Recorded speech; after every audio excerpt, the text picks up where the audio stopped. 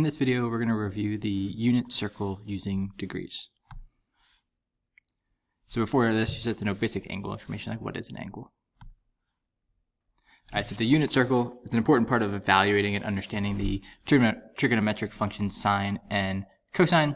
When you're first starting out, it's helpful to recreate the entire circle every time. As you do it more and more often, you won't need to have the circle in front of you to do it, but when you're first starting out, it's definitely a useful tool to have.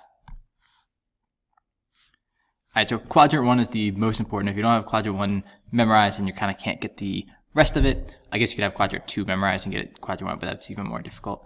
So some basic things. We have our special angles, which come from our special triangles. So 30, 45, 60 are the kind of nice angles in the middle. 0 and 90, you already know because of right angles. It's a unit circle, so you're just going a distance of 1 from the middle. So from the middle to here, you're just going right 1, so just the x value changes. From the middle up, you're just going 1, so just the y value changes. And then you can make these triangles like this with a hypotenuse of 1, and if you do some special right triangle stuff, you get these values. These values aren't coming from nowhere, it's coming from some geometry stuff that you learned about special right triangles. So you can do a triangle there, and you can do a triangle here. Alright, so if you do these 3 triangles and you do some special right triangle calculations, you get these values. You can see some patterns, like 1 is the biggest number, next is the square root of 3 over 2, so you have a 3, and then 2, and then a 1. Alright, so you can kind of remember that pattern, and it's just in the reverse direction for the y values, 3, 2, 1. I have a quadrant 1, you basically just want to work on memorizing so you have exactly these values done. Alright, so now we're going to start with the full unit circle and try to fill in the entire thing. So the first thing we're going to do, of course, what we just memorized, quadrant 1, we put our angles there, and we put our values along the outside. The other thing we can do is just get the 4 directions, all right, 1 to the right, 1 up, 1 to the left, 1 down. All right, so those are our kind of 4 directions, which is just a direction or a distance of 1.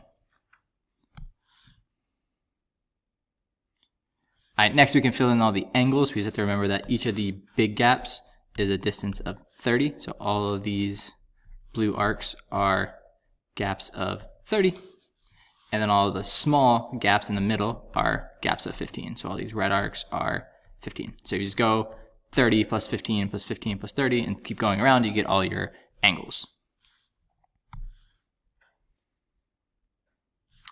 All right, next, all of these values kind of in the middle here near the x-axis are related. They're all related to the same special right triangle here. So if I did the same triangle but going to the left, I'd get the same values for the sides. The only difference is my x value is negative. I could do the same triangle going there. I get the same values, but now they're both negative, and I could do the same triangle there. All right, so all these values kind of near the x-axis will have the same numbers. The only difference is where are they negative. All right, x is negative here and here. Y is negative here, and there. All right, so we do that with basically each angle. So next we can do it with the 45-degree angle in the middle. All right, these are all kind of be the same value. All right, these 4 kind of in the middle. Again, just putting the negatives in the right place. And then finally doing the same thing with our 60-degree angle. All right, everything kind of in the middle here near the y-axis are going to have the same values, just with negatives in different places. All right, so let's quickly run through it once together. All right, so the first thing I'm going to do is put in the 1s and 0s. All right, so I know I'm going 1 up there, 1 to the left, 1 down there. All right, so just as you know your x and y values, you get those ones for free. All right, next I'm going to put in my quadrant 1 values. So the square root of 3 over 2 here. Then I go to 2, and then I go to 1. And do it in reverse, going the other way.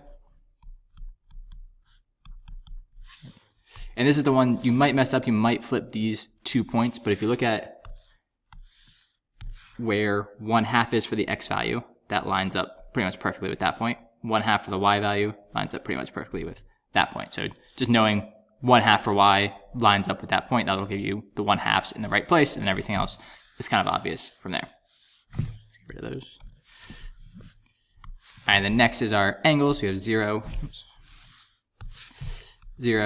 30, 45, 60, and 90.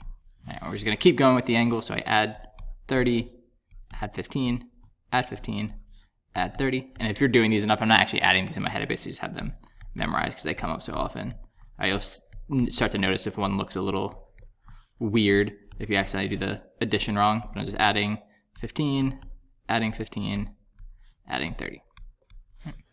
And again, those are some checkpoints. You know 180 is a straight line, 360 is the full circle. So those are kind of checkpoints to make sure you did it correctly. All right, next thing I'm going to do this 30-degree angle. I go straight across here, and I just make the x value negative. Then I go straight down, and I make both of them negative. And I go straight across, and I make x positive, but y negative. And then I just do the same thing again, but now I'm going to do it with the 45-degree angle, straight across, straight down, straight across. And just putting the negatives in the right place. I'm writing the same values, but just putting negatives in the right place. And then lastly with my 60.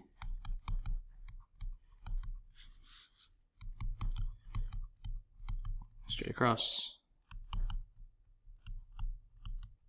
And again, at the end, I would just double check. All right, negatives are here. Everything's negative here. X's are negative there. All right, one common mistake for some reason that comes up a lot is for some reason people switch these two a lot. Just make sure that kind of everything near the x-axis all has the same values. Everything near the y-axis all has the same values. And everything in the middle has the same values. All right, just make sure, like I wrote them, the blues are all the same, the reds are all the same, the yellows are all the same. All right, so quick summary. You have to have the quadrant 1 stuff memorized. All right, there's tricks and stuff to remember those as well, so it's not like you're putting just pure memorization. All right, but you do have to have that one memorized, and then just use patterns and things from there. All right, but should be able to do this 100% without mistakes, all right, before you go on, because knowing your unit circle will help you with all the sine and cosine stuff.